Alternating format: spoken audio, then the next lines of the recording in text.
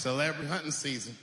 Doesn't matter what I say, they're gonna get everybody eventually. Like, look, I don't think I did anything wrong, but we'll see.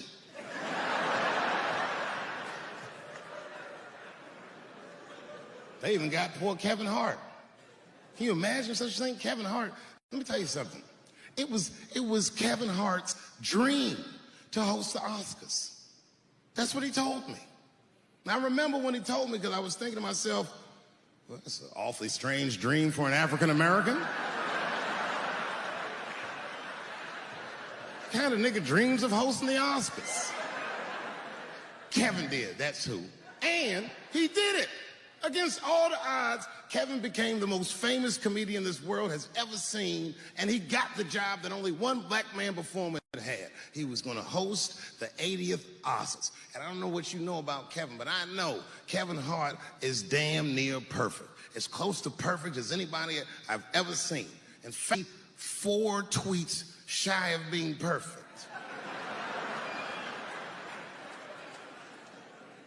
10 years ago, Kevin had made some very homophobic comments. And I'm not going to repeat what he said because this is Atlanta.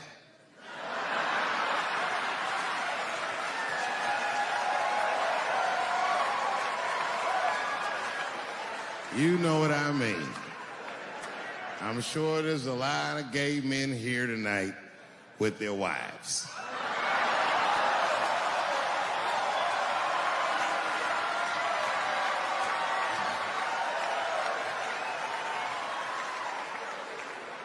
Far be it from me to offend anybody. All right, I'll tell you what he said.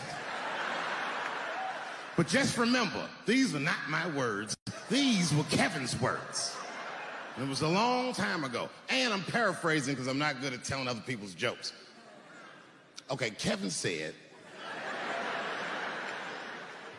that if his little son was demonstrating or exhibiting homosexual behavior around the house, that he'd chastise him. He'd say, hey, that's gay. And then he said he would smash a dollhouse. Ooh, the gay community was furious. And I don't blame them. I got a lot of gay friends. And all of them, 100% of them, all have told me fucking horror stories about the shit they had to go through just to be themselves. Crazy, crazy stories. And in all those stories, I gotta say, not one of them has ever mentioned anything like their father smashing a fucking dollhouse over their head. Because clearly Kevin was joking. Think about it. You would have to buy this nigga a dollhouse to break it over his head in the first place. Does that sound right? Is anybody gonna do that? The gay community was upset, and then they put so much pressure on the Academy of Motion Pictures and Sciences that they went to Kevin and said, if you don't apologize to that community, then you cannot host these Oscars. And then Kevin said, fuck it, I quit.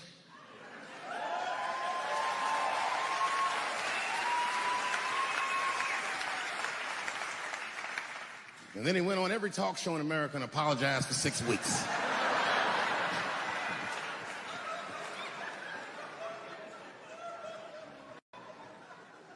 Kevin fucked up, because I've made the same mistake early in my career. This is many years ago, 15 years ago. It's when I was doing Chappelle's show. There's a thank you.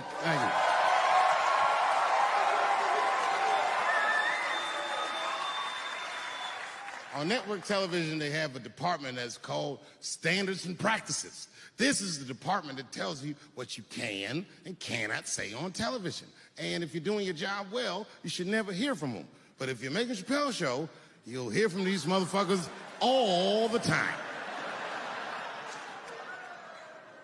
And remember, this was 15 years ago. I made a mistake. I didn't even know I had done anything wrong.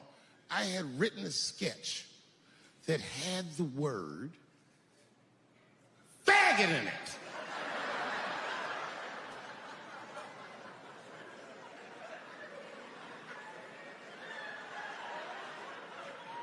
So I had to go to Standards and Practices. They called me up. I don't know why they're calling me, but I like the lady that runs the department. She's usually really fair and was one of my favorite people I've ever worked with. So she sits me down. We have a nice conversation. She tells me, oh, the sketches are great. I go, oh, fantastic. Well, then why am I here? She said, because David, there's no way that you can ever say the word faggot. Oh. I didn't know I did anything wrong. I didn't try to defend myself. I said, all right, fuck it, I'll take it out. Have a good afternoon. And as I was leaving, it occurred to me, hey, Renee, quick question. It's just a question. Seriously, I want to know, like, why is it that I can say the word nigger with impunity?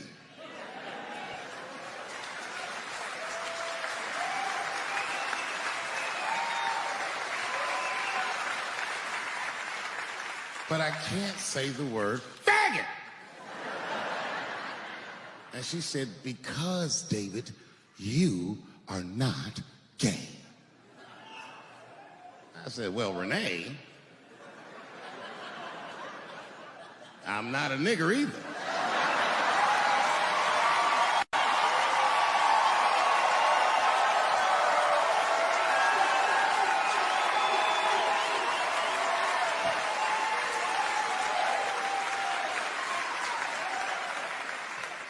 But you see, what I didn't realize at the time and what Kevin had to learn the hard way is we were breaking an unwritten and unspoken rule of show business. And if I say it, you'll know that I'm telling you the truth. The rule is that no matter what you do in your artistic expression, allowed to upset the alphabet people. You know who I mean. Those people that took 20% of the alphabet for themselves. I'd say the letters, but I don't want to conjure their anger.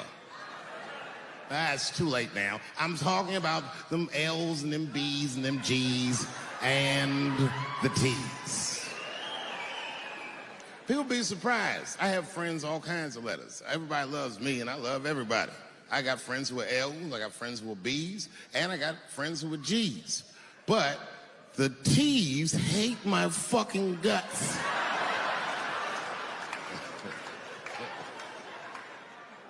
And I don't blame them. It's not their fault, it's mine. I can't stop telling jokes about these things. I don't want to write these jokes, but I just can't stop.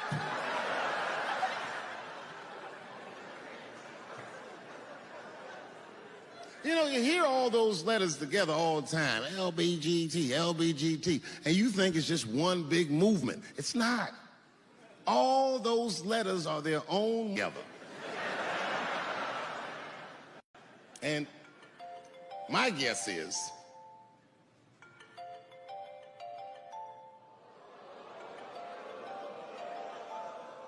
what is this, high school? This nigga probably got a babysitter or something. Go on and answer your phone, nigga. Just get that shit out of here. I'm in the middle of something important.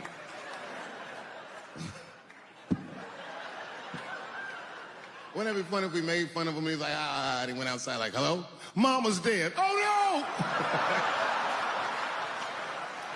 Mama's dead.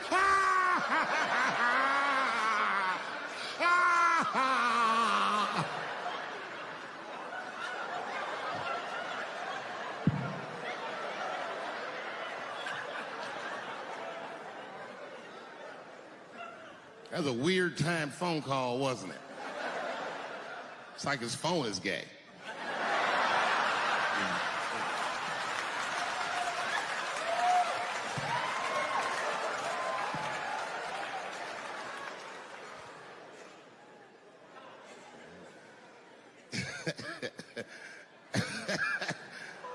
Like I was saying, my guess is car. That makes sense to me, because there's white men in the G's. And these people are trying to get around discrimination and oppression. And you know how white dudes are. We know these roads. In fact, we built these roads. The rest of you buckle up. We'll get you to where you want to go. So the G's are just driving the car. Of course, next to the G's in the passenger seat is the L's. Everybody likes the L's, except for the G's. I don't know what that's about. I just know the G's don't like them that much. And the G's always say like little subliminal digs on them. It's unnecessary shit. It's not mean, but you know what I mean? They just be like, I wouldn't wear that. The only thing that breaks the tension between the L's and the G's are the B's in the back seat. That's right, there you go.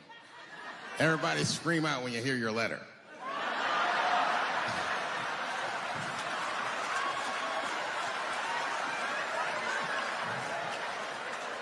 If it's one thing that the L's and the G's agree on, is that the B's are fucking gross. They seem greedy to the L's and the G's, you know what I mean?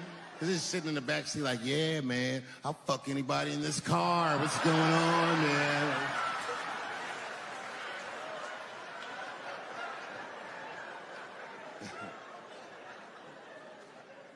And sitting next to the B's, all the way in the back seat by themselves, looking out the window. That's the T's. Everybody in the car respects the T's, but everyone also resents the T's. It's not the T's' fault, but everyone in the car just feels like the T's are making the trip take longer.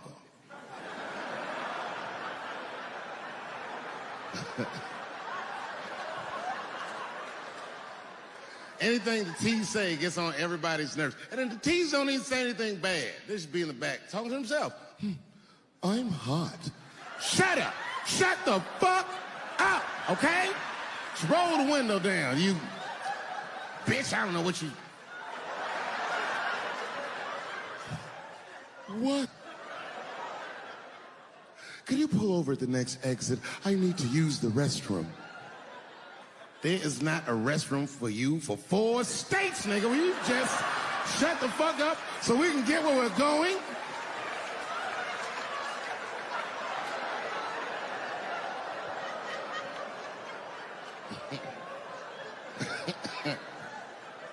And just when that car can't get any more tense, the Q's are a hitchhiker that they pick up on the road. Some white dude in booty shorts is walking down the freeway.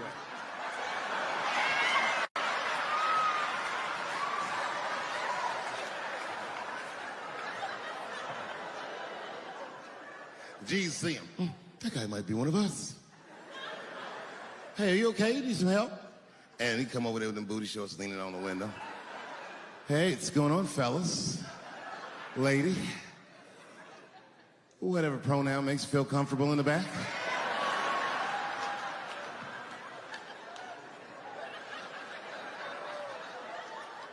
Yeah. I don't really know where I'm going. I don't know if I'm gay or I'm straight or whatever. All I know for sure is that get in this car.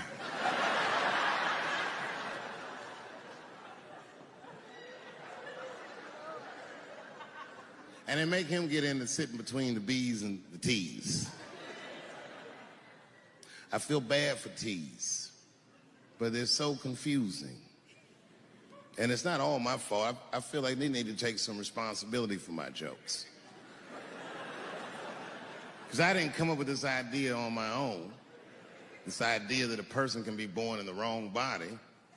But they have to admit, that's a fucking hilarious predicament. It's really fucking funny. And if it happened to me, you'd laugh, wouldn't you?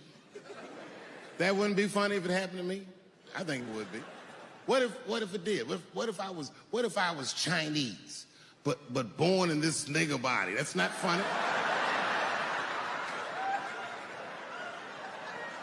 And for the rest of my life, I had to go around making that face.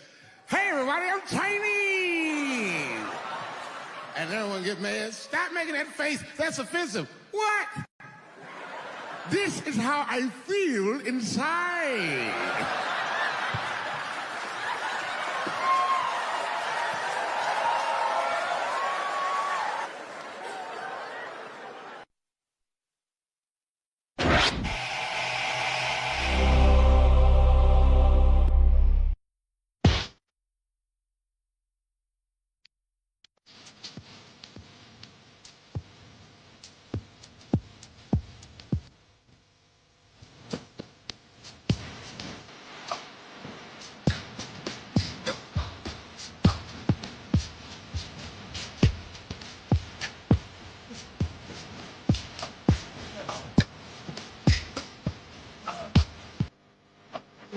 from the historic Lincoln Theater in Washington, D.C., Dave Chappelle.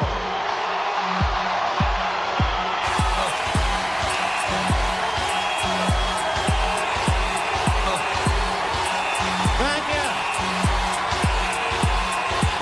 Thank you, thank you. Oh, yeah.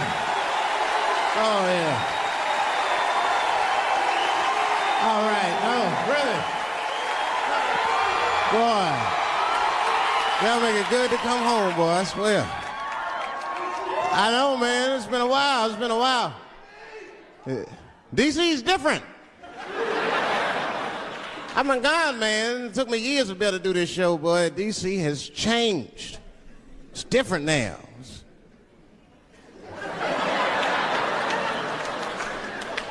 There's a lot of white people walking around, isn't there?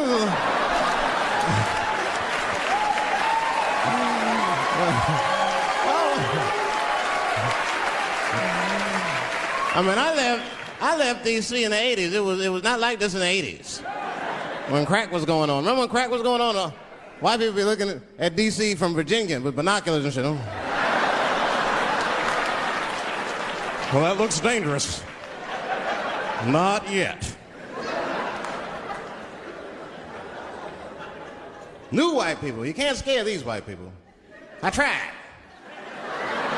Roll up on them. Boo! The hell is wrong with you?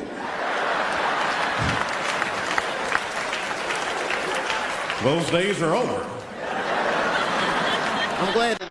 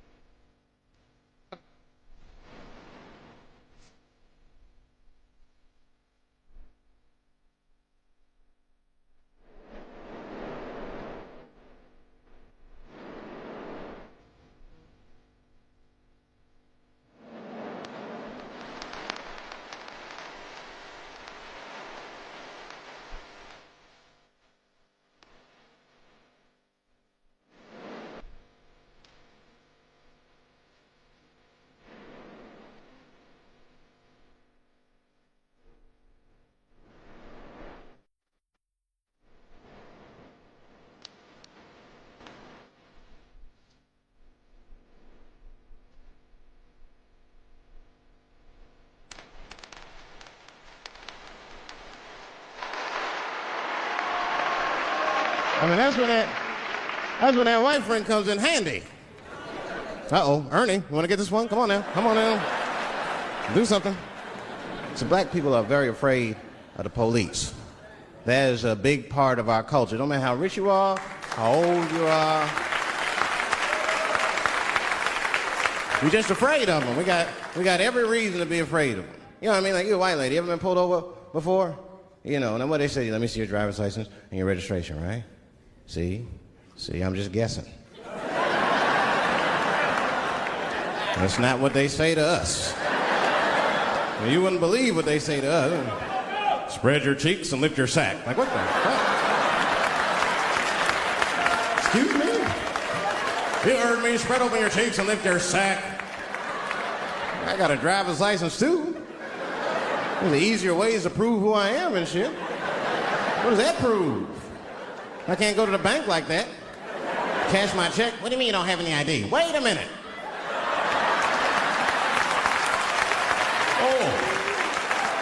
Oh, I'm sorry, Mr. Chappelle. Right this way. Why didn't you spread your cheeks in the beginning? Scared of them. I'm serious, man. You ever be at a red light, the police might pull up next to you? It won't be no big deal for you, but, you know, well, I'll fucking fall apart. Oh, nigga. Oh, don't look over there, nigga.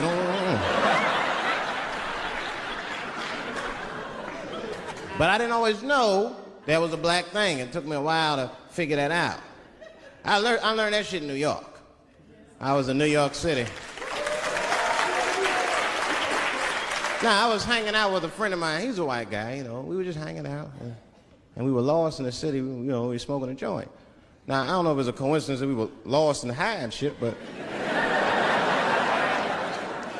My white buddy, he was smoking a joint.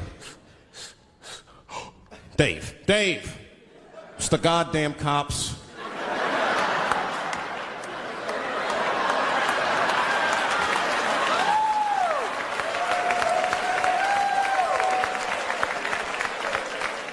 I'm gonna ask him for directions.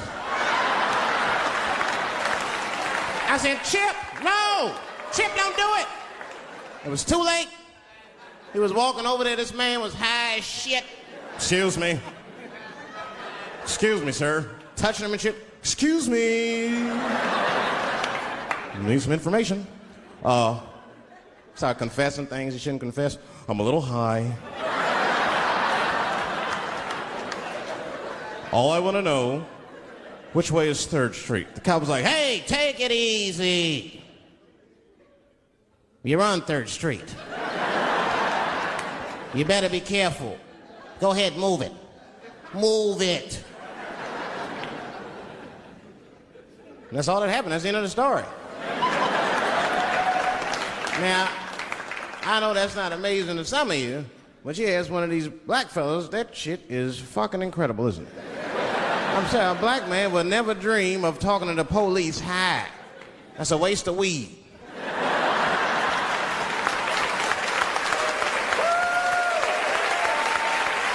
Serious. I mean, I'd be scared to talk to the police when I'm sleepy. They fuck around and get the wrong idea and shit. Oh my God. That nigga was on PCP, Johnson. I had to use necessary force. You saw him. No paperwork. Just sprinkle some crack on him. Let's get out of here. That's how it is. But at the time, I didn't think there was anything racial about it. I was just like, man, Chip, you got fucking lucky. You better be careful. But then another time, me and Chip are driving. Now, I'm not driving. Chip is driving, and he's driving a little crazy. He's been drinking. Now, I don't like to let my friends drive drunk, but, you know, I was smoking a joint. I couldn't really say shit to the guy.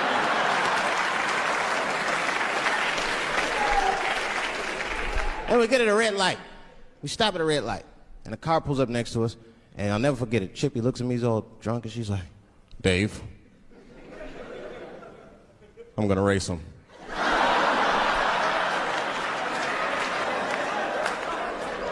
I knew it was a bad idea, but I was high. I tried to explain to him it was a bad idea, but all that came out was, well, nigga, sometimes you gotta race, I don't know.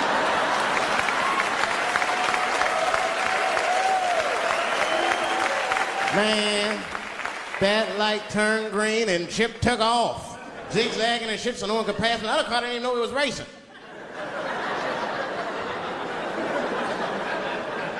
Then the police seen us and pulled us over. Now you understand, I'm scared as shit. I mean, come on, the car smells like weed. I've been speeding, this man is fucking drunk. I was scared. Chip was not scared at all. It was weird. He didn't even turn his radio down. Isn't that weird a little bit? I mean, if you get pulled over, wouldn't you turn your radio down? Nobody want to get their ass beat to a soundtrack and shit. You know what I'm saying? Chip had the music blasting. We're not gonna take it.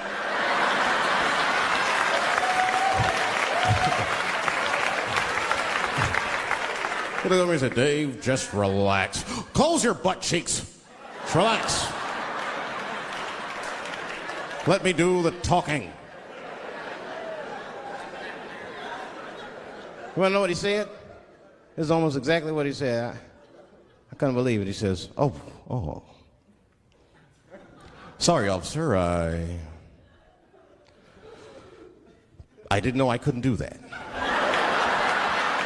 I was fucking shocked. The cop said, well, now you know. Just get out of here. Just get the fuck out of here.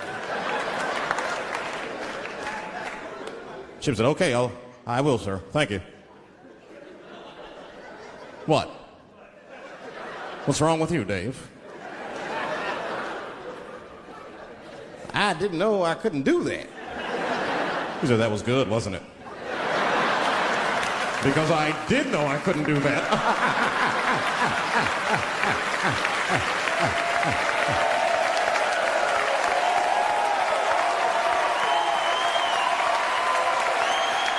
I was shocked.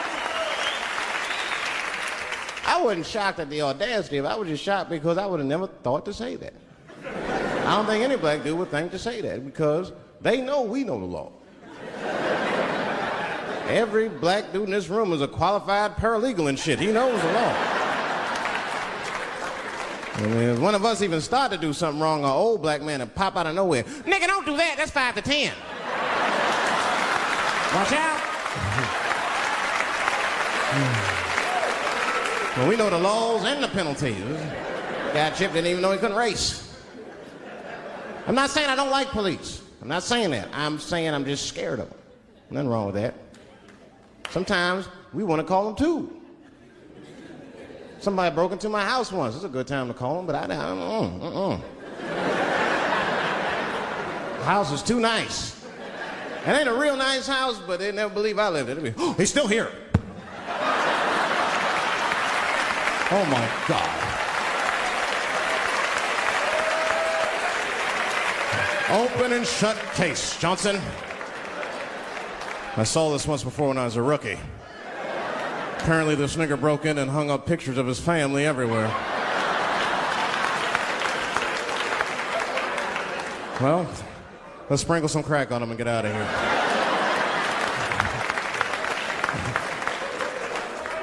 Oh, you know, that's that whole brutality thing. See, that's common knowledge now. There was a time when only minorities really knew about that. I'm not going to say white people didn't believe us, but you were a little skeptical. You were a little skeptical. I mean, I don't blame you. And then Newsweek printed it, he knew it was true. And then the Newsweek white people were like, oh my God. Honey, did you see this? Apparently the police have been beating up Negroes like hotcakes. It's in the May issue. I mean, really, how could you know, though? How could anyone else know? You know. I mean, maybe you should have seen something a little suspicious. Don't you think it was like a little suspicious? Just a little suspicious? Every dead black person the police find has crack sprinkled on them. I mean, come on, man. Come on, man. Who gets shot and sprinkles crack on themselves? Nobody would do that. Bam! Oh, oh.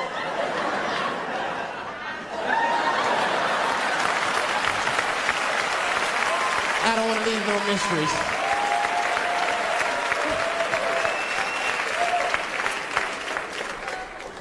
But I'm a paranoid guy, you know, that's how I am.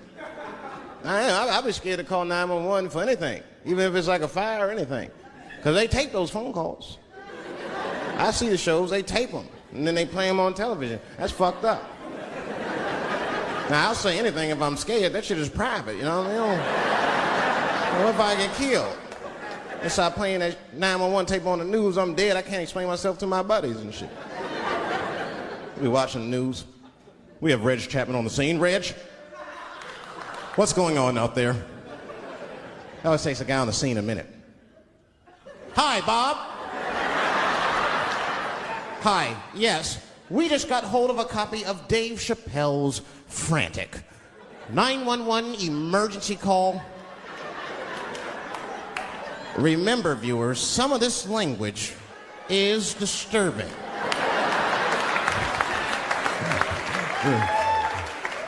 Hello, emergency. Help! Help, motherfucker, they're coming to get me! Just calm down, sir, where are you? I shit on myself. I can't stop crying. They play that shit 30, 40 times a day. All my buddies will be at my funeral looking at me. You know Dave shit on himself right before the I saw it on the news. Died crying like a bitch.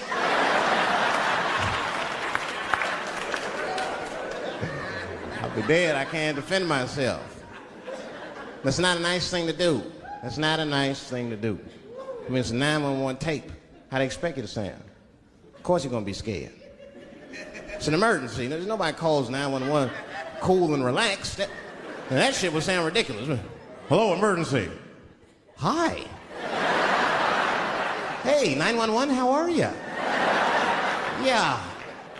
Look, there's a group of hooded white men gathering outside of my house, and it looks like they mean business.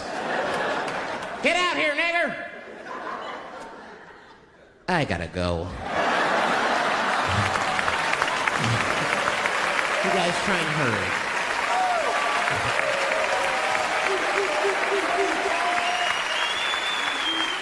It's too much pressure. That's my problem. I can't handle pressure. Sometimes pressure make me talk different. I'm serious. You ever have like that social pressure? You ever talk to somebody who's fake and they make you fake? Like that kind of deal, like, hey, how you doing? You're like, fine, how are you? And you're like, I don't even talk like that. I get sick of that shit. I do. It just makes me sick. Sometimes I'll talk crazy just to make myself feel better. You ever do that? Just start talking like crazy. Like, you ever hear this voice? Man. That's how bad guys used to talk in the 40s. In the old days. See, I talk like that. Not all the time, but if somebody put the pressure on me, fuck it, I gotta cut loose. Like the police pull me over, I'll talk crazy. Son, do you know why we pulled you over? Nah, because I'm black, see, that's right. Nah. I'll do it.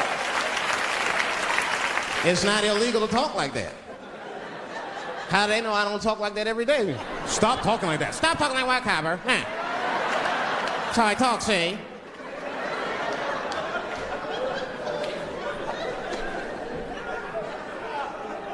You gotta make life interesting like that, because the shit is flimsy. Life is flimsy. You think you're gonna live forever, you ain't not gonna live forever. It's dangerous out here. We know what's going on.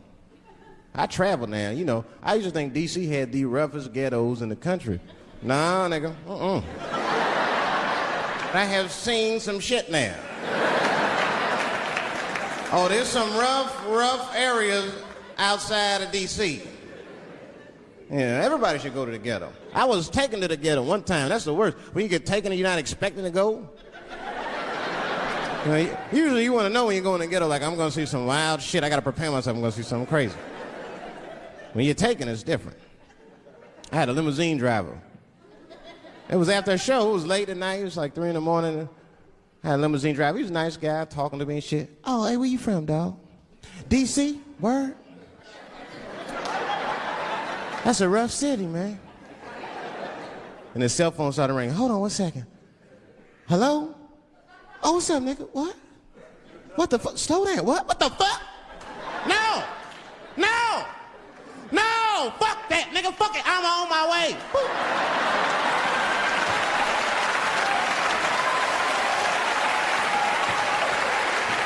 Hey. I gotta make a stop real quick. At 3 o'clock in the morning. I didn't know he was taking me to the ghetto at first. I started looking out the window. I was like, what the fuck? Is gun store, liquor store, gun store? Where the fuck are you taking me? This don't look good. He didn't say shit. He just pulled up in front of an old rickety building that looked like a project. Now, I'd never been there before. I'm not sure if it was a project, but it certainly had all the familiar symptoms of a project. A fucking crackhead ran this way.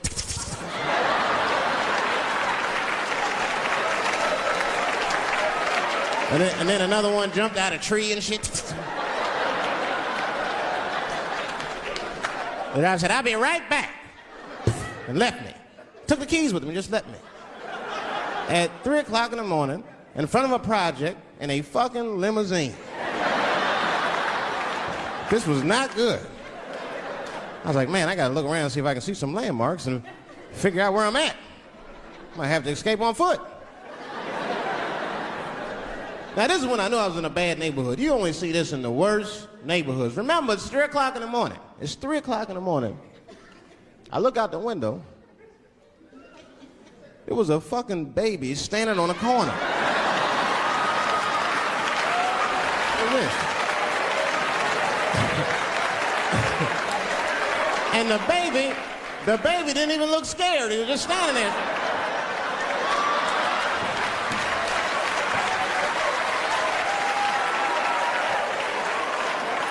I mean, it made me sad. It made me sad, really. You know what I mean? Because I wanted to help the baby. I was like, I don't trust you either. I'm sorry. Click. Click. The old baby on the corner trick, eh?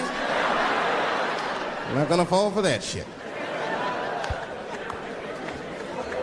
Where's this limousine driver? You know, I start feeling bad. As time goes by, I start feeling worse. Like, man, what is wrong with me? What the hell's wrong? I'm scared of a baby. Man, this baby could be in trouble. He might need my help. I gotta do something. But I wasn't gonna get out the car. I'm serious, man. I just cracked the window a little bit. There's an old limousine. I can roll it down.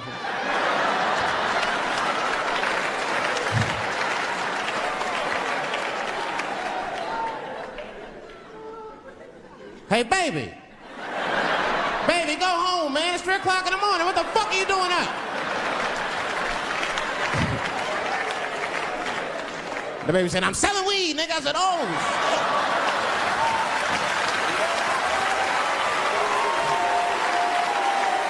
I wasn't expecting that.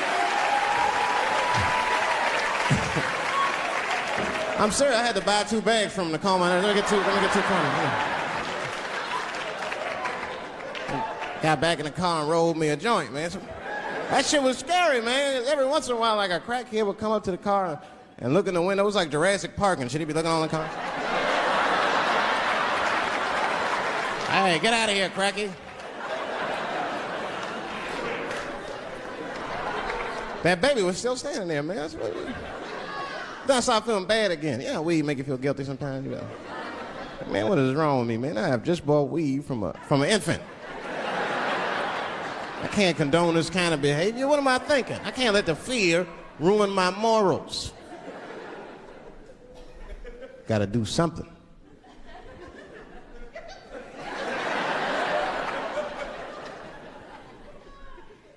Hey, baby. Stop selling weed, all right? You got your whole life ahead of you. He said, fuck you, nigga. I got kids to feed. I said, God damn.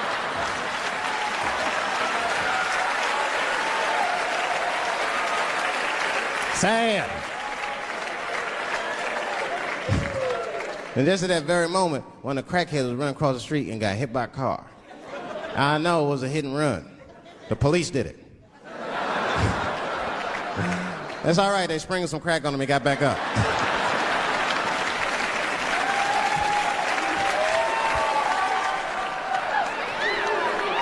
Yeah, I be seeing that kind of shit, man. It's what it is. They use the TV to program us from a young age. You ever watch like a cartoon that you used to watch when you were little as an adult? That shit is wild shit. Some wild shit. I mean, like I was with my nephew. We sitting there, we watching Pepe Le Pew, and I say to my nephew, I say, now pay attention to this guy because he's funny. I used to watch him when I was little. And then we watched Pepe Le Pew, and I'm old now. I'm looking like, good God, what kind of fucking rapist is this guy? Like, take it easy, Pepe.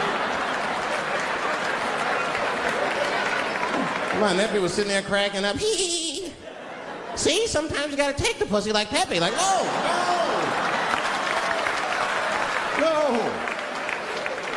I had to turn the channel real quick. I turned on Sesame Street. I said, oh, Sesame Street. This is much better because now he'll learn how to count and spell.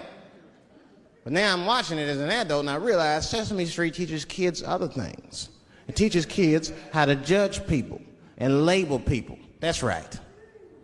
They got a character on there named Oscar. They treat this guy like shit the entire show. They judge him right in his face. Oscar, you are so mean. Isn't it, kids? Yeah, Oscar. You're a grouch. It's like, bitch, I live in a fucking trash can. I'm the poorest motherfucker on Sesame Street. Nobody's helping me. Then you wonder why your kids grow up and step over homeless people. Get it together, grouch. Get a job, grouch. So don't even tell me how to get to Sesame Street. That is a terrible place. I wouldn't go there if I knew the way. Who would want to live in a neighborhood like that? Fucking 6-foot pigeons walking around. And an elephant that's a junkie. Oh, Hi, Bird. Yeah, that's right, Snuffy. Hi, Bird, I'm sick. I need some smack, Bird. Then Cookie Monster with his eyes popping out his head, screaming, "Cookie, cookie, cookie!" Like, ugh. What kind of cookies are you talking about? Chocolate chips don't do that to people. And then had the nerve to put a pimp on there.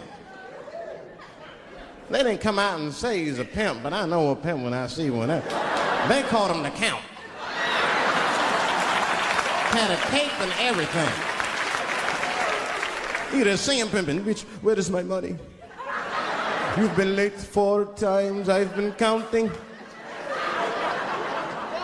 How many times must I smack you before you act right? 1, 2 smacks. Oh, oh, oh, oh, oh, oh, oh.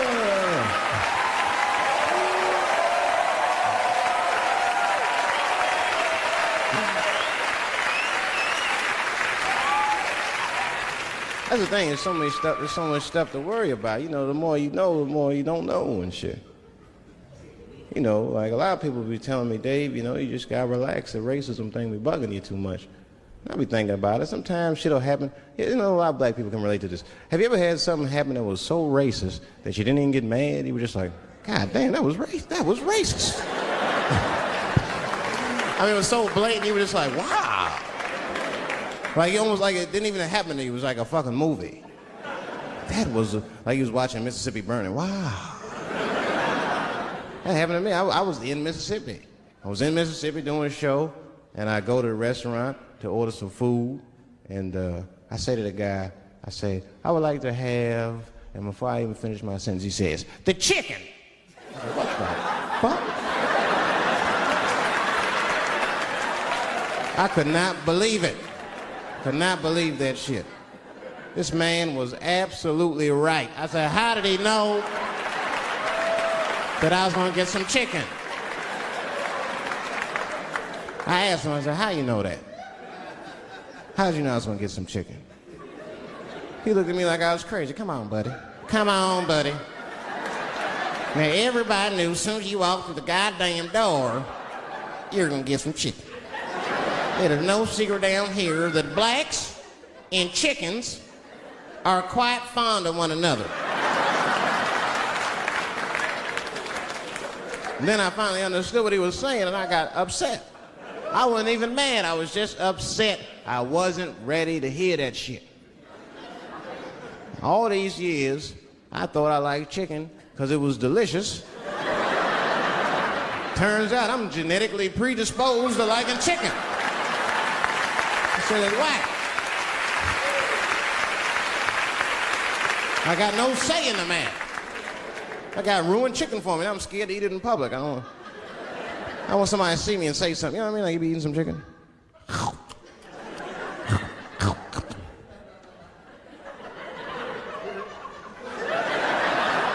Look at him. He loves it. Just like it said in the encyclopedia. Look how happy he looks.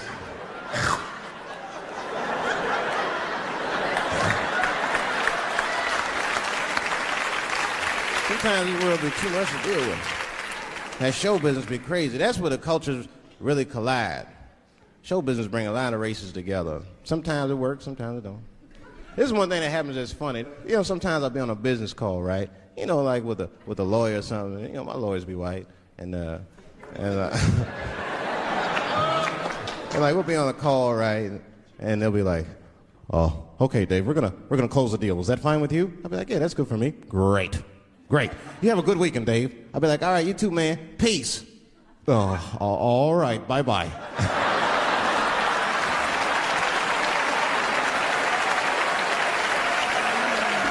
I don't know what to say, right? So sometimes I'll make up shit that's not even slang, just to see how they handle it and shit. It'll be the same business go, "All right, we're gonna close the deal. Is that fine with you, Dave?" "Yeah, sounds good to me." "Great. You have a good weekend, Dave." "All right, buddy. Zip it up and zip it out." Oh. All right. Zippity-doo-dah. Bye-bye.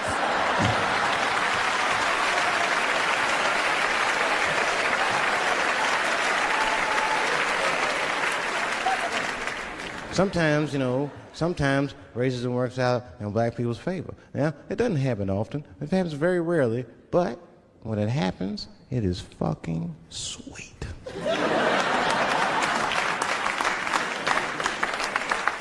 I'm serious.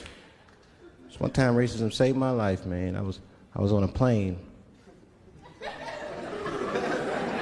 I was coming from overseas, and I don't know how this guy got a machine gun on the plane, but he stood up, man. He said, "Everybody, get on the fucking ground! Nobody look at my face!" I started freaking out. Because he was Chinese. I was like, why is he talking like that? He was screaming and crying. I was the only brother on the plane. Well, I thought I was the only brother. I looked over. There was one other black dude. He was from Nigeria. I looked over at him. He was looking right in my face, man. He didn't say two words to me. He just looked at me. He was like...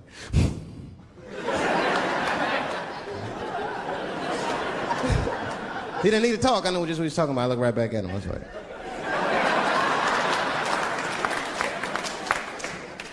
Some white dudes on the front of the plane seen us. They were like, "Oh my God.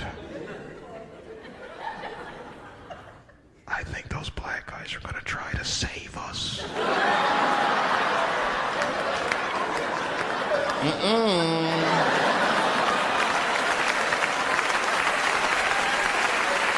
We were just communicating that we understood the situation. We were both seeing the same thing. What we understood was simple. Terrorists don't take black hostages. That's the truth.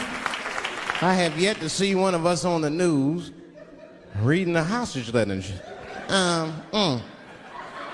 They is treating us good. We all chilling and shit. I'd like to give a shout out to Ray Ray and Big Steve and sent from Newport.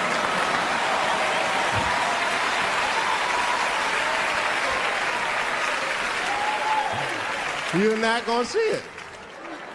Terrorists are smart. They know what they're doing there, you know. They terrorists.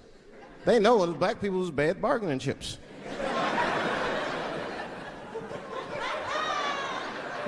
They called the White House. "Hello? We have got 5 black... Hello?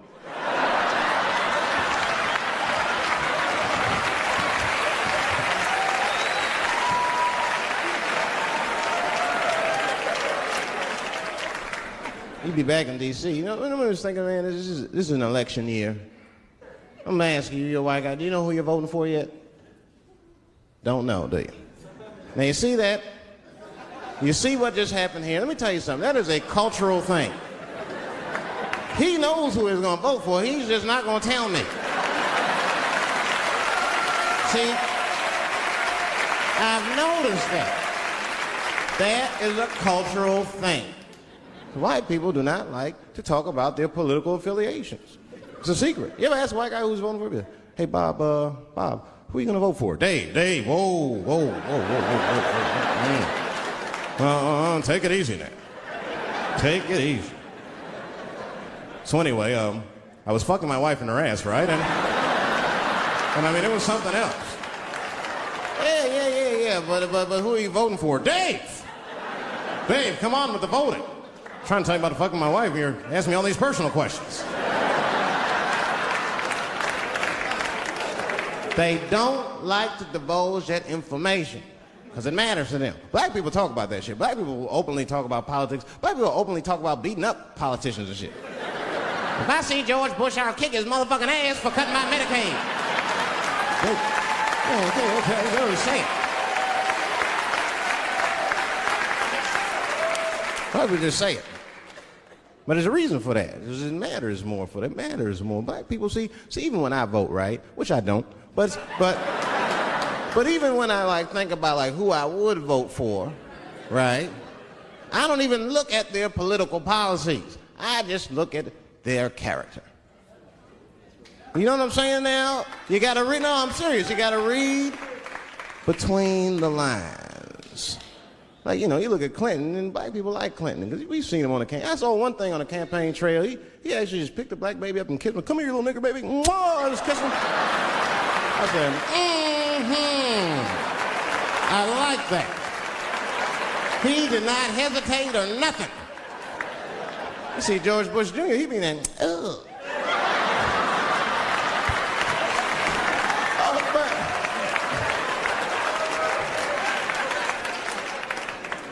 Like, see, I'd never vote for George Bush Jr., but I don't know George Bush Jr.'s politics.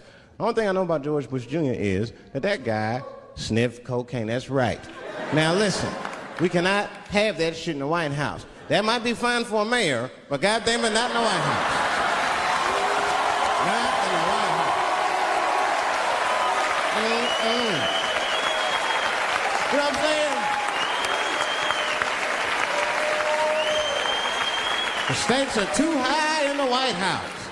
Can't have no cokehead president. He be selling nuclear secrets for $20, $30 and shit. He'll be in meetings embarrassing America. Come on, sign the treaty, baby. I suck your dick. Like, what the? Mr. President. Like, Mr. President, that is not how we do business here, sir. Stop sucking the ambassador's dick. No, let him finish.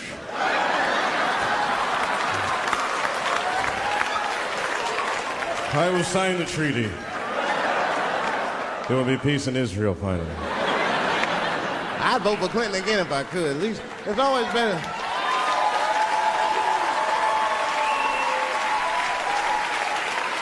Now again, I'm not looking at his politics.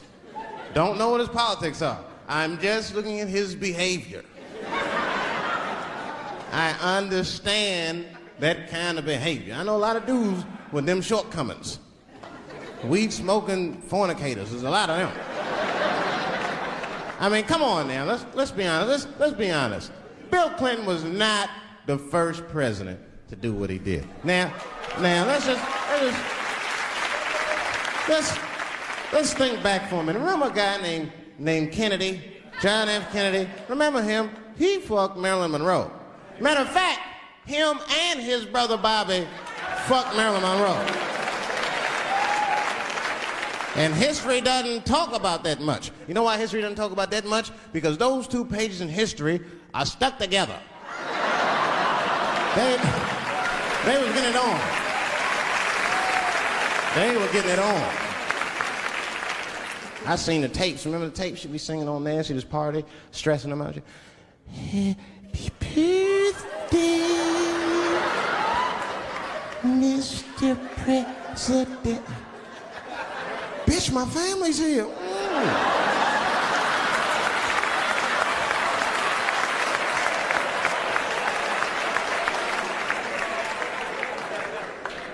Clinton did the same thing, but he didn't do it like that. Because it's the year 2000, he's busier than Kennedy was. He was a busy man. Clinton did that kind of thing the way busy men do it. You know what busy men do? They fuck who's close to them. I can tell that's what Clinton was up to. Look like he just stuck his head out the office door and shit. Oh, boy. You, come here. I made my penis up for my 3:30, come on.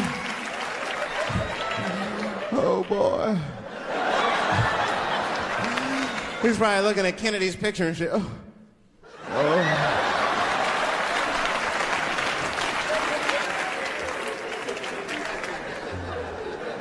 And then to top it off, he lied, which I thought that was special.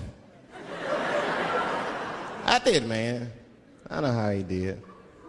I've been accused of having sex with a girl I did not have sex with before, and let me tell you something. That shit is infuriating. You ever go through that? You know, it'll make you crazy. You be screaming at your best friends. I didn't touch that bitch, nigga. I'll kill you. Fuck you, nigga. I'll kill you.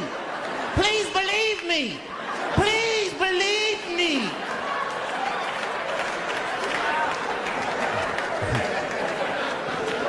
And Clinton didn't do it like that, did he? And Clinton came out of the press conference all relaxed. His shoulders all relaxed and all this trouble. It looked like he just got done fucking or something. Listen, Let me tell you something, America. I don't think you heard me the first time.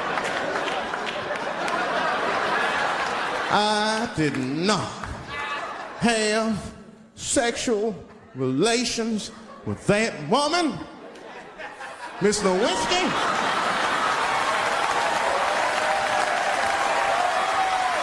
You know he did it.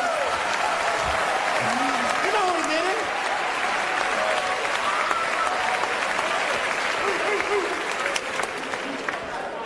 Everybody knew what that finger smelled like. Nobody cared. Nobody cared. We all watched. We was disgusted, but we kept watching the news. I know I did. I was taping it. See, I'd be at the crib like, baby, turn the lights off. The news is coming on. Every week on 60 Minutes was a different girl accusing Clinton. Remember Kathleen Willey came out? She was upset. The president called me into his office. He began massaging my breast slowly. I'm sorry.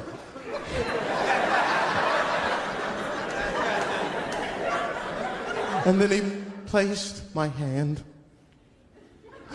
on his genitals. Ed Bradley was shocked.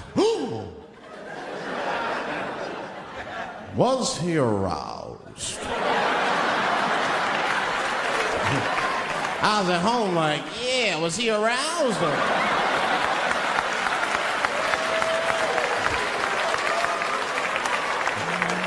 And then Ed Bradley looked right in the camera. He said, don't bust that nut yet. We'll be right back.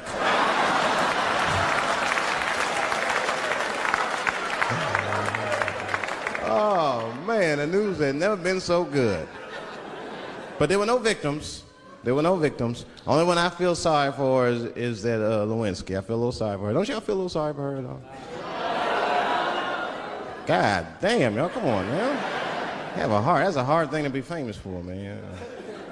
I mean, nobody want to be the most famous cocksucker of all times and shit. I feel bad for her. Not even the women feel sorry for her a little bit, ladies. Now that's jealousy. That's what that is. I mean, come on, y'all. That's one dick that girl sucked. It's gonna haunt her for the rest of her life. Long after she spent that money up, that's still gonna haunt her. And I know there's a lot of women in here with at least one dick they regret. And I bet you it wasn't a president's dick. I bet you worked at Kenny Shoes or Safeway or some shit like that. Don't go judging her. Don't go judging her. See, we gotta stop judging people. That girl was young, and she made a mistake that young girls make. She wanted to fuck a powerful man, period. That's as far as she thought it through. She wasn't thinking about how powerful the president was. She didn't have no wisdom. An older woman would have helped everybody. An older woman would have been in there, you know, you should lower taxes. You know what I'm saying? An older woman would have sucked us into utopia. The last thing I'm going to say about it is this, that he is a famous man. I have dreamt of being famous, but I never dreamt of being that famous. I never understood how famous a president was. But imagine if somebody could suck your dick and then they're famous. You understand what I'm saying? That's crazy. That's crazy. I mean, no guy ever thought of that. There's nobody with a pickup line that good and shit. They suck my dick, there's a future in it. What? Oh, that's it now. Get out there and be somebody. Go write a book. You're a qualified author now. Go write a book. Said, I'm in the wrong business. I should be the president. Shit, I'm in the wrong business. See, the only reason I don't want to be president is because I'm black. That would make it too hot for me. I mean, you know, I think it could be a black president one day, but you don't want to be the first one. I mean, second or third, that's fine, but that first nigga better watch out. I'm going to tell you that right now. It'd be too hot. I mean, I'd be the first black president. I don't think that nobody would really, really hurt me. I'm sure somebody would want to hurt me, but I don't think they'd touch me because my vice president will be Mexican for a little insurance. You know what I'm saying? Well, you can shoot me if you want, but you're just gonna open the border up, so you might as well leave me and Vice President Santiago to our own devices. Ain't that right, Santiago? See.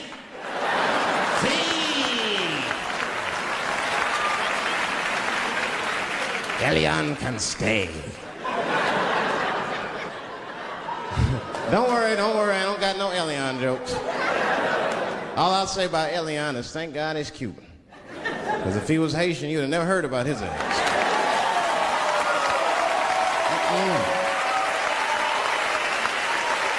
If Elian Gonzalez was Elian Mamumbo from Haiti, they'd have pushed that little rubber tube right back in the water. Sorry, fella, all full. Good luck. The only thing in our society that bothers me the most is the way that men and women don't get along no more. That's really what's bugging me about it. Men and women just don't get along. Like I hear women say this all the time. I know a lot of you sisters be like, chivalry is dead. Don't you? Don't y'all feel that way? Like men aren't gentlemen anymore? That's right. Chivalry is dead, and women killed it.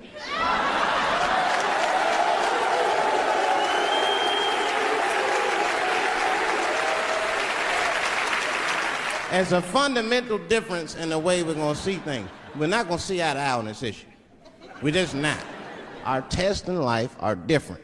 A woman's test in life is material.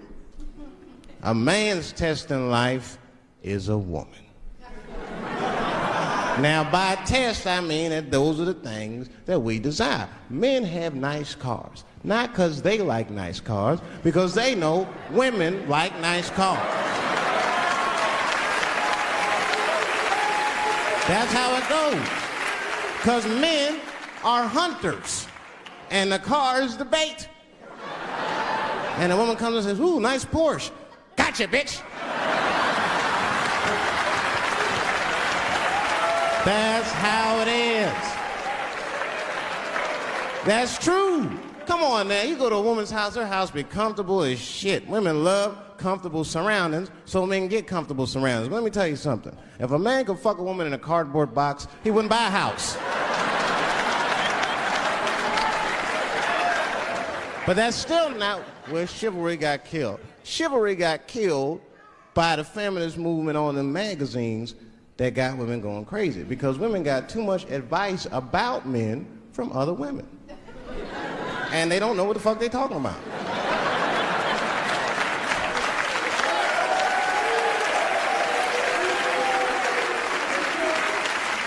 And it's true. I see this shit in the magazines. I don't read them, but I be seeing the cover. I be in the grocery store, fellas, you look at one of the magazines like, what is this? And they say on the cover, 100 Ways to Please Your Man by some lady. Get out of here. Ain't no 100 ways. This is for. Sir, make some sense.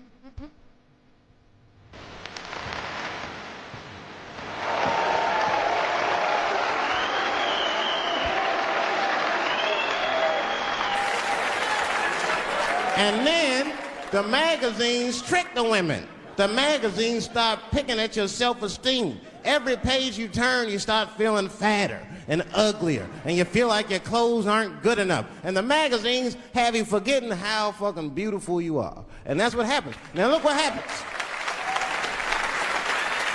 And then you forget how beautiful you are, and we all suffer. If pussy was a stock, it would be plummeting right now because you flooded the market with it. You're giving it away too easy. I'm just being truthful. I'm just talking. It would plummet. You'd be watching the news today, pussy plummeted again on the NASDAQ.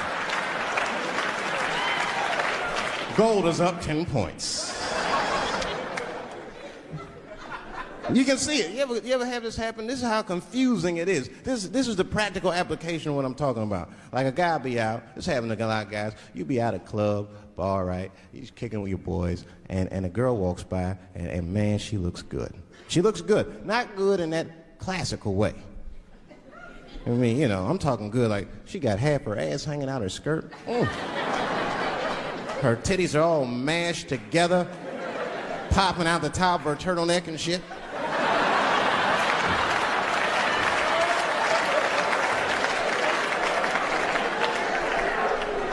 And you with your buddies, right?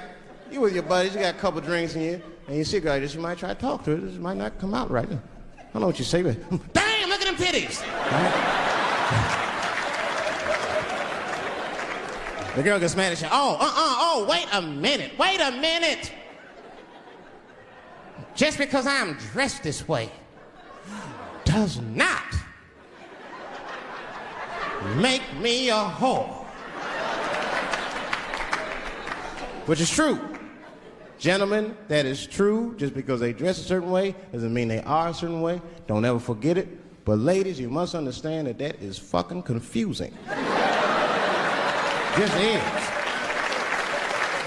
Now that would be like me, Dave Chappelle the comedian, walking around the streets in a cop uniform.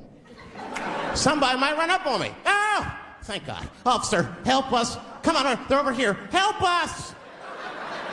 I'm like, oh, just because I'm dressed this way does not make me a police officer.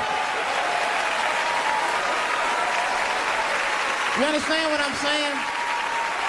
It's like, all right, lady, fine. You are not a whore. But you are wearing a whore's uniform, I'll tell you that shit right now. Little misunderstandings can happen. And then men, we misunderstand women a lot. You know, we always undermine their feelings. You can't do that to them. You can't, because, see, feelings are, see how they're clapping? Feelings are very important to women. They are all important. I'm just learning this shit. Everything's based on how they feel. You can hear when they tell stories. You ever hear a man tell a story, it'd be just facts. Who, what, when, where, why. It was me and Bob, we was at Safeway. Then that nigga Bob said this, then I punched that nigga, and then I broke out. That's the story.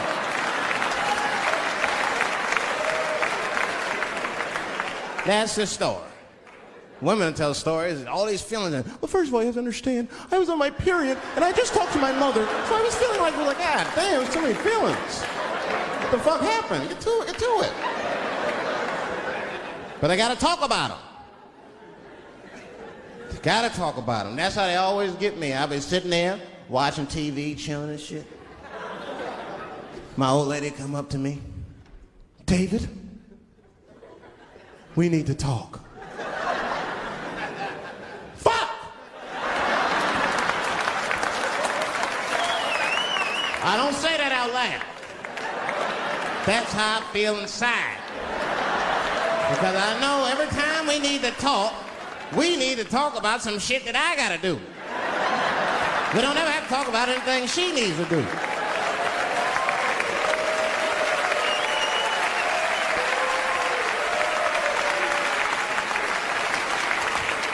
She leaves me defenseless. I have to do what I have to do. David, we need to talk. Nah. Don't do that to me, David. This is serious. Stop talking in that voice. No, see. I gotta do this, see. Ah, see.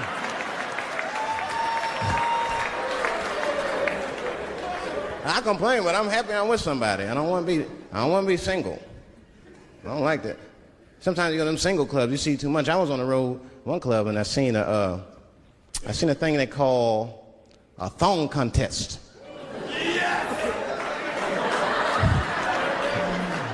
Yeah, I seen a thong contest. Yeah, it's some scandalous shit, all right. I couldn't get over that, man. Because the DJ, you know, I was dancing with a girl, and the DJ said, everybody that wants to be in the thong contest, please report to the DJ booth. The girl was like, excuse me. They put on that song, let me see some thong, thong, thong, thong, thong, thong. Them girls was going off. Some of them pulled their pants down, some of them pulled their skirts up, all of them just shaking their butt. Some of them didn't even have underwear on, they was just fucking shaking their butt. I mean, really, I was fucking disgusted. But I couldn't turn away.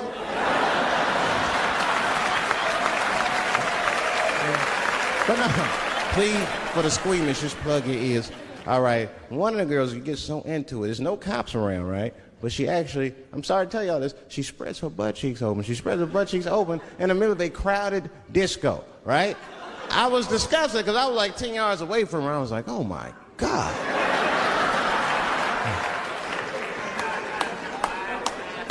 Is that her birth canal?